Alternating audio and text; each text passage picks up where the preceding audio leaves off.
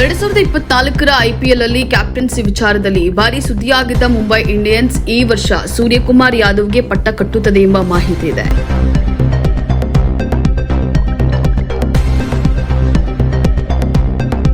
ಜೊತೆಗೆ 4 ಪ್ರಮುಖ ಆಟಗಾರರನ್ನ ಉಳಿಸಿಕೊಂಡು ಉಳಿದ ಎಲ್ಲ ಆಟಗಾರರನ್ನ ಕೈಬಿಡುವ ಲೆಕ್ಕಾಚಾರದಲ್ಲಿದೆ.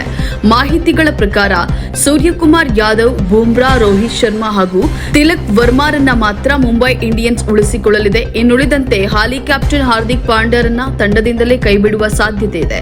ಫ್ರಾಂಚೈಸಿಯು ಹಾರ್ದಿಕ್ ಪಾಂಡ್ಯ ಅವರನ್ನ ಬಿಡುಗಡೆ ಮಾಡುತ್ತದೆ. ಯಾಕಂದ್ರೆ ಸೂರ್ಯಕುಮಾರ್ ಈಗ T20 ಸ್ವರೂಪದಲ್ಲಿ ದೇಶದ ನಾಯಕರಾಗಿದ್ದಾರೆ. ಹೀಗಾಗಿ ಅವರಿಗೆ ಮುಂಬೈ ಇಂಡಿಯನ್ಸ್ ತಂಡದ ಜವಾಬ್ದಾರಿಯನ್ನ ನೀಡಬಹುದು. 2024ರ ಐಪಿಎಲ್ ಅಲ್ಲಿ ಹಾರ್ದಿಕ್ ಪಾಂಡ್ಯರನ್ನ ಮತ್ತೆ ತಂಡಕ್ಕೆ ಸೇರಿಸಿಕೊಂಡು ನಾಯಕತ್ವ ಜವಾಬ್ದಾರಿಯನ್ನ ನೀಡಿತ್ತು. ರೋಹಿತ್ ಶರ್ಮಾ ಅವರಿಂದ ಕ್ಯಾಪ್ಟನ್ಸಿಯನ್ನ ಕಿತ್ತುಕೊಂಡು ಪಾಂಡ್ಯಗೆ ನೀಡಿರೋದು ಭಾರಿ ಟೀಕೆಗೆ ಕಾರಣವಾಗಿತ್ತು.